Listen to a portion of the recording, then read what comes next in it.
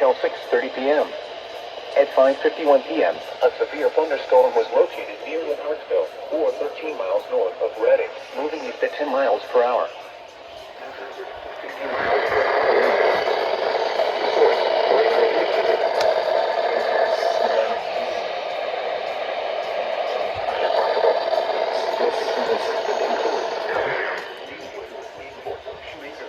Lyons, and Hartsville. This includes Interstate 78 in Pennsylvania between mile markers 33 and 45. For your protection, move to an interior room on the lowest floor of a building. Repeating, a severe thunderstorm will until 6:30.